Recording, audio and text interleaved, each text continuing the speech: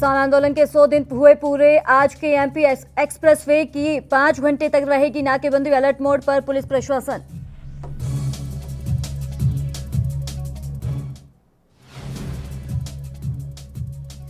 दिल्ली महाराष्ट्र समेत कई राज्यों में फिर से डराने लगा कोरोना। देश में 24 घंटे में 18,000 से अधिक नए केस आए सामने।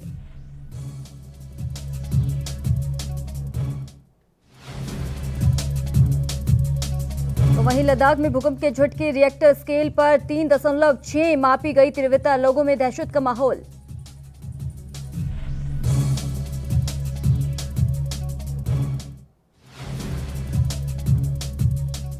और आज से मध्य प्रदेश के 2 दिवसीय दौरे पर राष्ट्रपति रामनाथ कोविंद कई योजनाओं की करेंगे शुरुआत।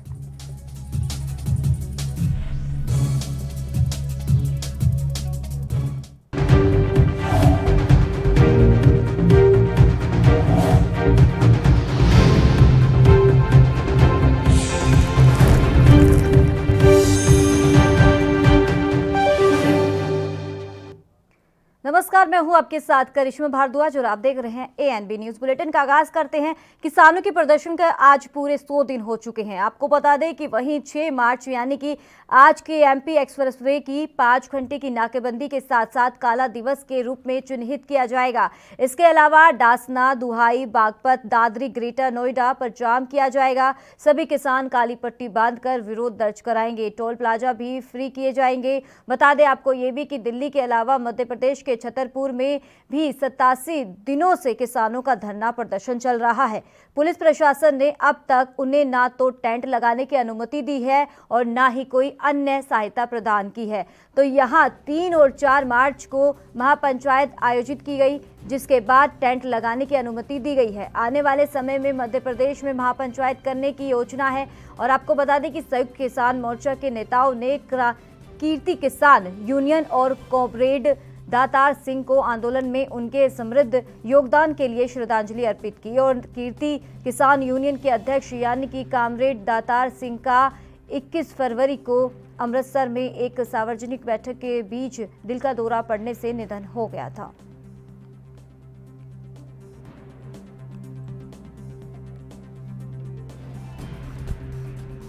तो लगातार किसानों का प्रदर्शन जारी है। किसान दिल्ली के तमाम बॉर्डर पर डेरा डाले हुए हैं। आज पूरे 100 दिन हो चुके हैं किसानों के प्रदर्शन को। आपको बता दें किसानों के आह्वान पर 6 मार्च यानी कि आज के एमपी एक्सप्रेसवे की 5 घंटे की नाकेबंदी के साथ साथ काला दिवस के रूप में चिन्हित किया जाएगा। और इसके अलावा डासना, दुहाई, बागपत, दादरी, ग्रेटर नोएडा का जाम भी किया जाएगा। तो लगातार पुलिस प्रशासन की तरफ से पुख्ता इंतजाम किए गए हैं। चप्पे चप्पे पर पुलिस की पैनी नजर रहेगी। तो जिस तरीके से लगातार किसानों का प्रदर्शन जारी है, हर नई रणनीति के साथ किसान प्रदर्शन कर रहे हैं, तैयार हो रहे हैं रणनीति के साथ। और कहीं ना कहीं सरकार पर दबाव बनाने की भी पूरी तैयारी की जा रही है। और आपको बता दें आने वाले समय में किसान नेता राकेश टिकैत का ऐलान है कि आने वाले समय में अब संसद का घेराव किया जाएगा, वहां पर खेतीबाड़ी की जाएगी। और कहीं ना कहीं देखना होगा कि जिस तरीके से आज यानी कि एमपी एक्सप्रेसवे पर डेरा डालेंगे, ब्लॉक करेंगे कई जगह पर रास्ता, और कहीं ना कहीं वहां पर आम जनता को खामियाजा भुगतना पड़ेगा। लगातार किसानों का प्रदर्शन जारी है और सरकार से एक ही मांग कर है, कृषि कानून को रद्द किया जाए। लेकिन जिस तरीके से 11-12 दौर की बातचीत हो चुकी है, उसके बावजूद भी कुछ भी समाधान निकलकर सामने नहीं आया। राकेश टिकैत ने एक ये भी दावा किया है, उन्होंने ये कहा है कि हमारे पास फ़ोन कॉल आया है बीजेपी सांसद का कि आने वाले समय में अब एक सांसद बीजेपी का जो सांसद है वो इस्तीफा दे देगा किसानों के समर्थन में। लिखना ये होगा। साथ ही उन्होंने ये भी कहा है कि जितने सांसद होंगे उतना ही तेज आंदोलन चलेगा और उतना ही लंबा चलेगा। कहीं ना कहीं जिस तरीके से किसान राकेश टिकैत का ये जो दावा सामने आया, उसके बाद से कहीं ना कहीं बीजेपी सरकार में इसका डर भी सताने लगा है। तो इस पर तमाम जानकारी देने के लिए हरियाणा के अंबाला से हमारे संवाददाता अभिषेक दस्तक जुड़ गए हैं। अभिषेक, लगातार किसानों का प्रदर्शन जारी है। जिस तरीके से किसान मोर्चा ने ऐलान किया है कि आज कई जगह पर केएमपी एक्सप्रेसवे को ब्लॉक किया जाएगा, तो उसको लेकर क्या तैयारियां की जा रही है किसानों की तरफ से? अगर पुलिस प्रशासन की बात करें तो उनकी कितनी पैनी नजर वहां पर रहेगी आज? जी बिल्कुल, देखिए किसान आंदोलन को जो है आज 100 दिन पूरे हो गए, तो उसके चलते जो है 5 घंटे का जो है केएमपी जाम करने का जो कार्यक्रम है किसान संगठनों की ओर से रखा गया। और वहीं जो किसान संगठनों की ओर से अपील की गई है कि किसी तरह का जो उपद्रव या किसी तरह की जो समस्या नहीं खड़ी होनी चाहिए, जिससे कि जो आंदोलन है वो बदनाम हो। क्योंकि इससे पहले भी उन्होंने उदाहरण दिया कि दिल्ली वाला जो हुआ जो भी सारा कार्यक्रम जो शेड्यूल उनकी ओर से रखा गया था दिल्ली घेरने का, तो उसमें जिस तरह की स्थिति पैदा हुई उस तरह की स्थिति ना पैदा हो, इसके चलते जो किसान संगठनों ने किसानों के सहित जो युवा है उनसे आह्वान किया कि किसी तरह का जो है आंदोलन जो है अपने टूक से ना भटके और किसी तरह का इसमें अनहोनी ना हो, तो इसकी पूरी ध्यान रखा जाए, ये अपील की गई है। और वहीं जो पुलिस प्रशासन कहे या जिला प्रशासन है उनकी ओर से पूरा इंतजाम किया गया। 4 जो अतिरिक्त पुलिस बल की टुकड़ियां जो है वो तैनात की गई है, रूट डाइवर्ट करने की बात की गई है। और वहीं जो रूट मैप जो है वो भी प्रशासन की ओर से तैयार किया गया है। और वहीं जो जनता से ये अपील भी की गई है कि आज के दिन जो अगर केएमपी का रूट ना लिया जाए तो ज्यादा बेहतर होगा, कि आज के लिए अगर टाला जा सकता है ये रूट तो किसी न किसी तरह टाल दिया जाए। और वहीं रूट भी जो जिला पुलिस बल है या प्रशासन है उनकी ओर से जारी कर दिया गया कि नेशनल हाईवे पर जम्मू कश्मीर, हिमाचल प्रदेश, पंजाब व चंडीगढ़ से आने वाले जो भारी वाहन जो है वो यूपी गाजियाबाद व नोएडा जाने के लिए करनाल से शामली होकर व पानीपत से सलोनी होकर यूपी गाजियाबाद व नोएडा जा सकते हैं। तो वहीं NH 71 से गोहाना, रोहतक, झज्जर, रेवाड़ी से होते हुए दिल्ली जाए। हल्के वाहनों के लिए भी रूट जो है वो रोड मैप उनकी ओर से जारी किया गया कि जम्मू कश्मीर, हिमाचल प्रदेश, पंजाब व चंडीगढ़ से आने वाले दिल्ली व गुरुग्राम जाने के लिए बहादुरगढ़ से बागपत, सलोनी बॉर्डर से होते हुए दिल्ली जा सकते हैं। इस तरह का जो है पुलिस प्रशासन और जिला प्रशासन की ओर से जो है वाहन चालकों के लिए एक रोड मैप तैयार।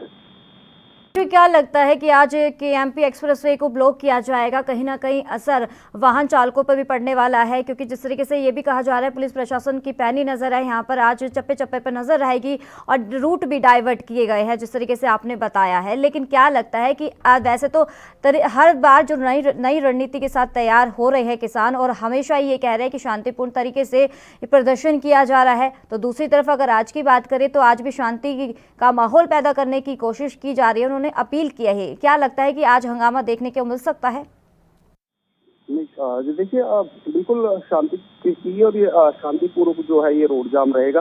किसान संगठनों की ओर से अपील भी की गई और पूरी इसी तरह की व्यवस्था जो है किसान संगठनों की ओर से की गई है कि किसी तरह की इसमें अशांति वाली जो ना पैदा हो, किसी तरह की कोई घटना ना हो, तो इसके लिए पूरे उनकी ओर से तैयारियां की गई हैं किसान संगठनों की ओर से भी और जिला प्रशासन की ओर से भी। और ये राकेश टिकैत जो किसान नेता उनकी ओर से ये कहा गया कि ये आंदोलन है ये लंबा चलेगा। अब ये वैचारिक इसी का जो है ये रूप ले चुका है, ये सर्दियों में ही शुरू। इस तरीके से बता दिया है, एक तरीके से राकेश टिकैत ने एक दावा किया है, उन्होंने साफ तौर पे कहा है कि हाल ही में हमारे पास एक बीजेपी सांसद का कॉल आया है, उन्होंने साफ तौर पे कह दिया है कि आपके समर्थन में इस्तीफा दे देंगे। क्या लगता है कि इस्तीफे के बाद कहीं ना कहीं आगामी चुनाव में असर देखने को मिल सकता है बीजेपी सरकार में?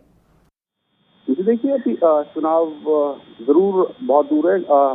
पंजाब में या जो अभी अन्य जो राज्य है वहाँ पर जो चुनाव जरूर हैं विधानसभा के, तो इस तरह के जो जरूर उनकी ओर से एक बड़ा बयान जो सामने आया था कि बीजेपी के एक सांसद है वो जल्दी जो इस्तीफा दे सकते हैं किसानों का आंदोलन का समर्थन करते हुए, तो इस तरह का जरूर है। लेकिन उनकी ओर से ये जरूर साफ कह दिया गया है कि जो आंदोलन है अभी रुकने वाला नहीं है, ये वैचारिक जो एक क्रांति का ये रूप ले चुका, सर्दियों में शुरू हुआ था और सर्दियों तक ही जाएगा। उन्होंने ये भी कहा कि जो हमारे पूर्वज जिस तरह के व्यवस्था रखते थे अपने रहने के लिए, उस तरह की व्यवस्था जो अब है बॉर्डर पे की जा रही है। और वही उन्होंने किसानों के साथ भी ये कहा है कि और जो अभिषेक, क्या लगता है कि लगातार किसानों का प्रदर्शन जारी है, 100 दिन हो चुके हैं किसानों के प्रदर्शन को, एक तरफ आरोप प्रत्यारोप का दौर भी जारी है, राजनीतिकरण में भी तब्दील होता हुआ नजर आ रहा है किसान प्रदर्शन का, क्या लगता है कि आखिर कहाँ चूक हो रही है? क्योंकि 11 से 12 दौर की बातचीत हो चुकी है लेकिन कोई समाधान निकलकर सामने नहीं आया, हालांकि लगातार अल्टीमेटम भी दिया हुआ है किसानों ने सरकार को, उसके बावजूद भी कहाँ चूक हो रही है?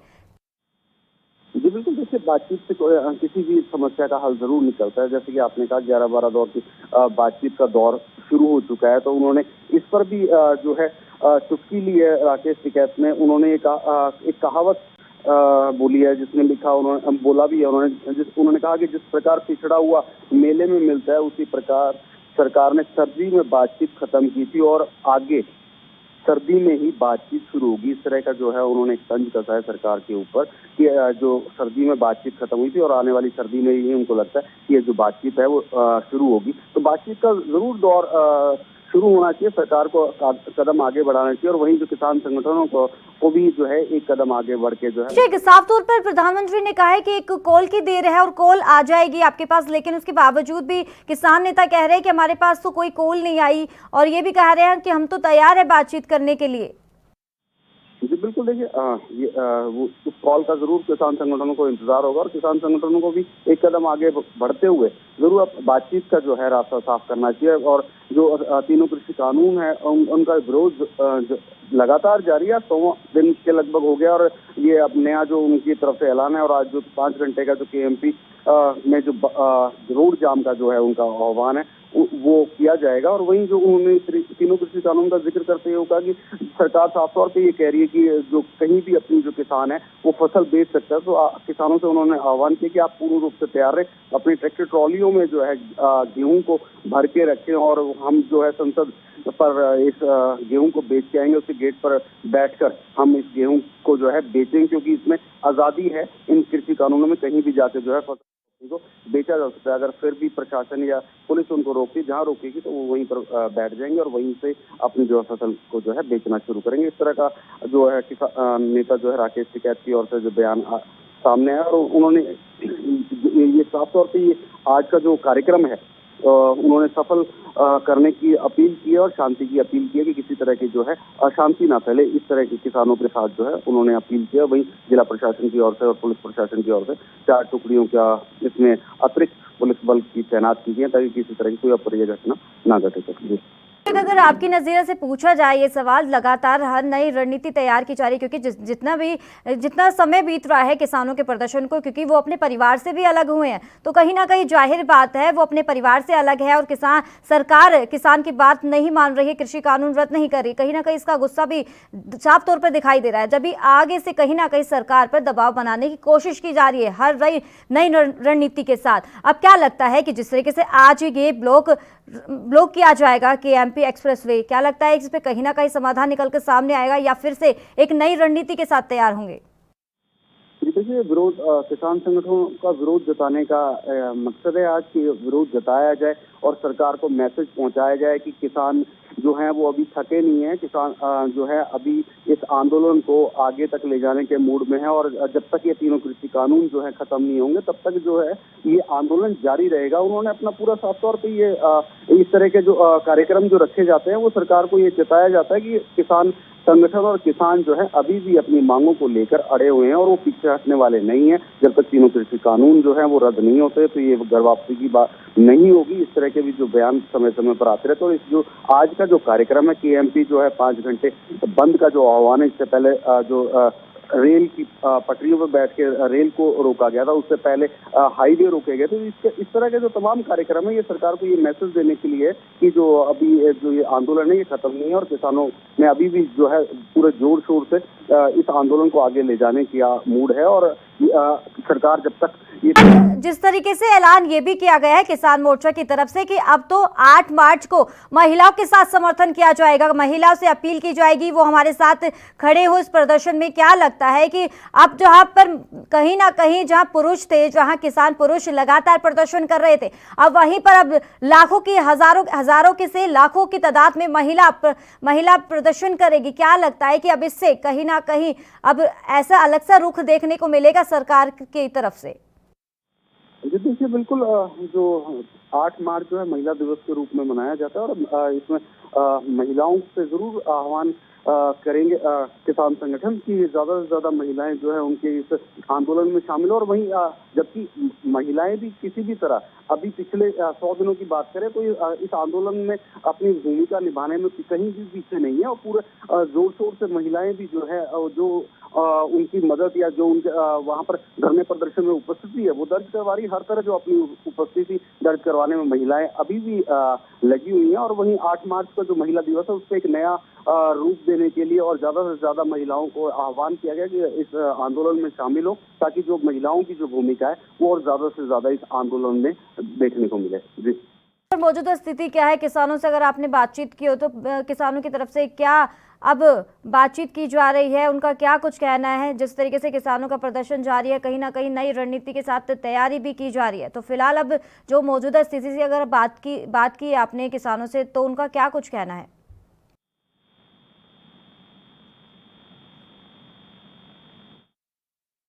चलिए, बहुत बहुत शुक्रिया अभिषेक तमाम जानकारी देने के लिए।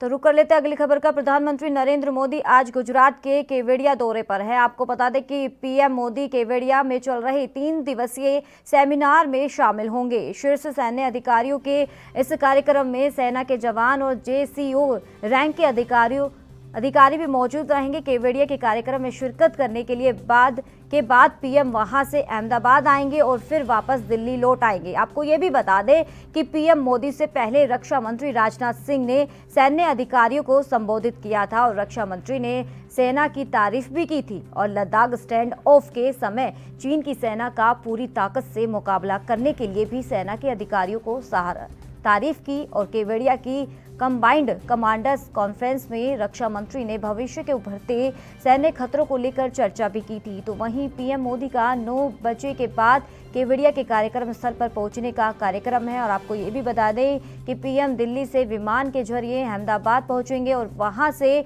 वे हेलीकॉप्टर से केवड़िया पहुंचेंगे। केवड़िया हेलीपैड से पीएम सड़क मार्ग से कार्यक्रम स्थल पर पहुंचेंगे। और आपको ये भी बता दें कि कमांडर्स कॉन्फ्रेंस के बाद पीएम वहीं लंच भी करेंगे। लंच करने के बाद पीएम मोदी शाम को करीब 3 बजे अहमदाबाद के लिए रवाना होंगे।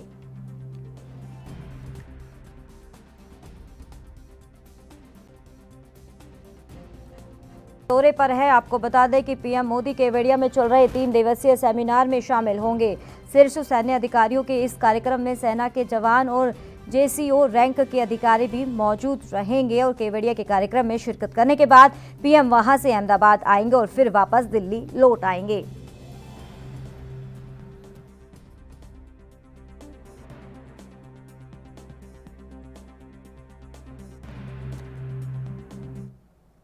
तो किसानों के आंदोलन को आज पूरे 100 दिन हो गए हैं और तेजी के साथ किसानों का जत्था भी मजबूत होता हुआ नजर आ रहा है। तो वहीं आज किसानों की तरफ से केएमपी एक्सप्रेसवे को ब्लॉक करेंगे और इस कड़ी में कांग्रेस के वरिष्ठ नेता यानी कि पीएल पुनिया ने क्या कुछ कहा, वो आपको सुनाते हैं।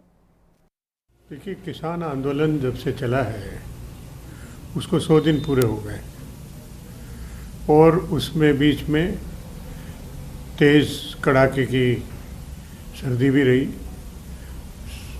बारिश भी रही, हर तरह की दिक्कत परेशानियां झेलते हुए डटे रहे और आज भी डटे हुए।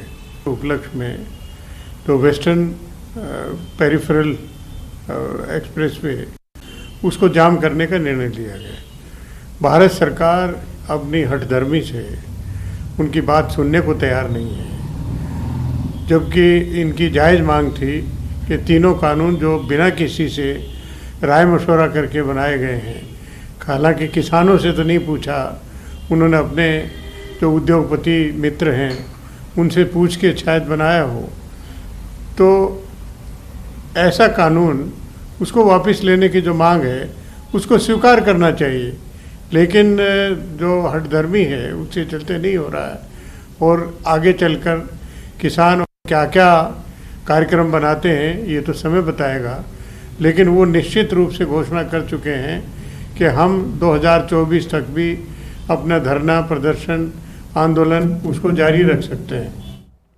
कांग्रेस प्रदेश अध्यक्ष अजय कुमार लल्लू ने कहा कि किसानों के ऊपर सरकार अत्याचार कर रही है। काले कानून की वापसी को लेकर किसान लगातार प्रदर्शन कर रहे हैं, लेकिन सरकार जिस तरह का रवैया अपना रही है और वही चिंता की बात है। सरकार को किसानों की बात सुननी चाहिए। उन्होंने आगे क्या कुछ कहा वो आपको सुनाते हैं। जिस तरह किसानों के साथ यह सरकार बर्ताव कर रही है, किसानों के ऊपर तमाम लांछन लगाना, उनकी समस्या को न सुनना, उनको यातना देना, प्रताड़ना करना।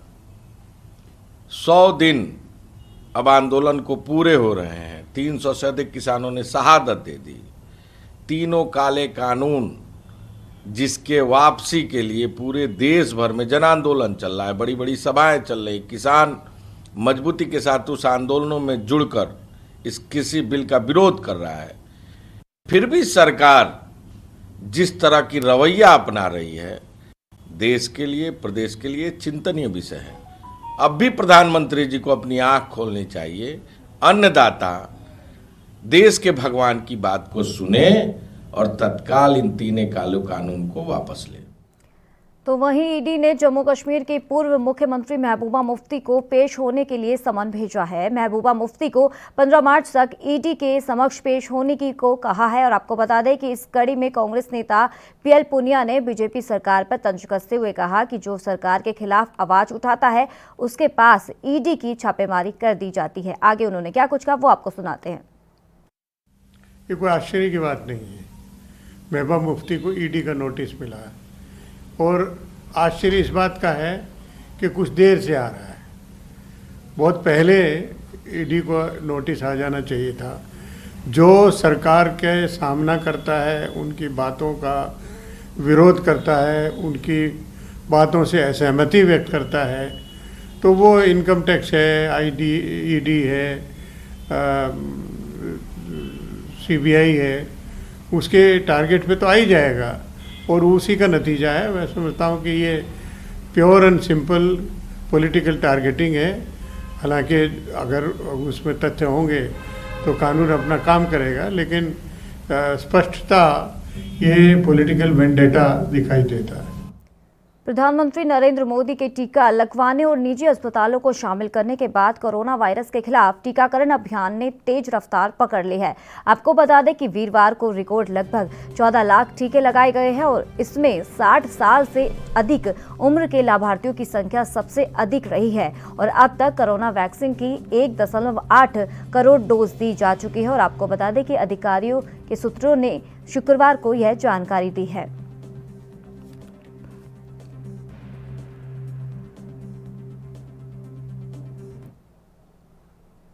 तो वहीं दूसरा चरण शुरू होने के बाद देश में कोरोना वायरस को लेकर काफी तेजी देखने को मिल रही है। पहली बार एक दिन में 14 लाख लोगों ने टीका लगवाया है और उसके चलते अब तक करीब 2 करोड़ लोग टीका लेकर कोरोना से बचाव का कवच धारण कर चुके हैं। दूसरे चरण में अब तक सबसे अधिक बुजुर्गों में वैक्सीन के प्रति उत्साह देखने को मिला है और पिछले 4 दिन में देश के 16 लाख से अधिक बुजुर्गों ने पहला डोज लेकर खुद का बचाव किया है। आपको बता दें कि वहीं 45 से 59 वर्ष की आयु के 2.35 लाख लोगों ने भी वैक्सीन लिया है और इनके अलावा देश के 68.53 लाख स्वास्थ्य कर्मचारी पहली और 31.41 लाख ने दूसरी खुराक ली है। तो वहीं 60 लाख फ्रंटलाइन वर्कर कम से कम एक खुराक अब तक ले चुके हैं। और आपको ये भी बता दें कि इनमें से 67,297 कर्मचारियों ने दूसरी बार भी वैक्सीन की दवाई लेकर स्वयं का बचाव कर लिया है। तो वहीं स्वास्थ्य मंत्रालय ने बताया कि शुक्रवार शाम तक देश में 2 करोड़ के आसपास लोगों ने वैक्सीन ले ली है।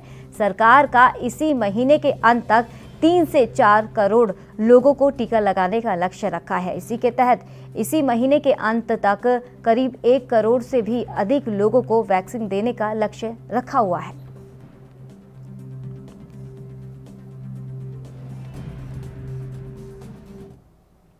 पाकिस्तान में इमरान खान सरकार शनिवार यानी कि आज नेशनल असेंबली में बहुमत हासिल करेगी, लेकिन विश्वास मत पर वोटिंग से पहले ही पाकिस्तान डेमोक्रेटिक मूवमेंट ने ऐलान कर दिया है कि वह विश्वास प्रस्ताव पर होने वाली वोटिंग का बहिष्कार करेंगी। पार्टी के नेता फजलुर रहमान ने इस्लामाबाद में शुक्रवार को इस फैसले का ऐलान किया है और इस दौरान पाकिस्तान डेमोक्रेटिक मूवमेंट के प्रमुख मौलाना फजलुर रहमान ने कहा कि शनिवार को होने वाले नेशनल असेंबली सत्र में कोई भी विपक्षी सदस्य शामिल नहीं होगा जिसमें प्रधानमंत्री इमरान खान विश्वास मत हासिल करेंगे। और आपको ये भी बता दें कि पीडीएम 10 विपक्षी दलों का गठबंधन है। रहमान का ये कहना है कि गिलानी की जीत खुद इमरान खान के खिलाफ अविश्वास प्रस्ताव थी।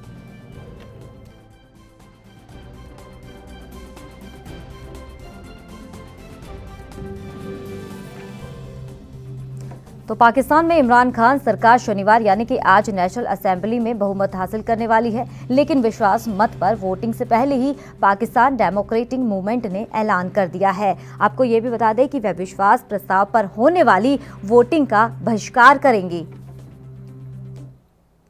सार्वजनिक क्षेत्र के इंडियन बैंक ने रिजर्व बैंक ऑफ इंडिया को बैंक के 3 खातों की जानकारी देते हुए उन्होंने फ्रॉड वाले खाते बताया है। आपको बता दें कि साथ ही ये भी जानकारी दी है कि इनमें कुल मिलाकर 35 करोड़ रुपए से भी अधिक बकाया है। बैंक ने शेयर बाजारों को भेजी जानकारी में इन अकाउंट्स को फ्रॉड खाते बताया है। तो वहीं आपको ये भी बता दें कि इंडियन बैंक ने शेयर बाजारों को भेजी जानकारी में कहा गया है कि लोन डिफाल्टर वाले 3 खाते, जिसमें S Kumars nationwide limited, Priya limited और युवराज पावर प्रोजेक्ट्स कंपनी के खाते शामिल हैं। इन सभी खातों को धोखाधड़ी वाले खाते घोषित किया गया है और उसने यह जानकारी नियमानुसार आवश्यकता के तहत रिजर्व बैंक को दी है। बैंक ने कहा कि इन तीनों खातों में कुल 35.29 करोड़ रुपए के धन का हस्ताक्षरण है।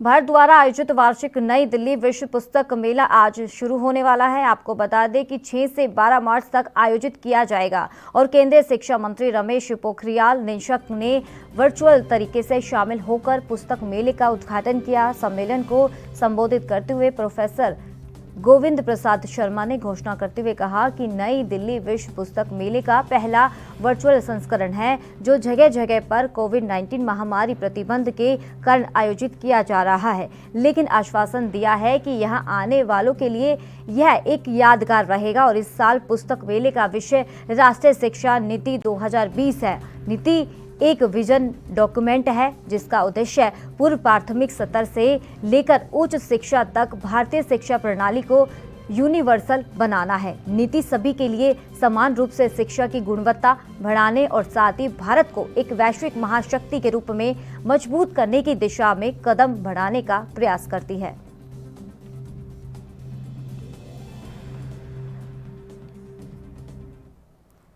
तो वहीं जल्द ही विजय माल्या को ब्रिटेन अब भारत को सौंप सकता है। दरअसल ब्रिटेन ने भ्रष्टाचार के मामले में भारत में वांटेड भगोड़े कारोबारी विजय माल्या को लेकर बात कही है और ब्रिटेन ने कहा कि विजय माल्या के मामले में पूरी कानूनी प्रक्रिया का पालन किया जाएगा। भारत प्रकरण के खिलाफ माल्या ब्रिटेन के सुप्रीम कोर्ट में पिछले साल मई में केस हार चुका है।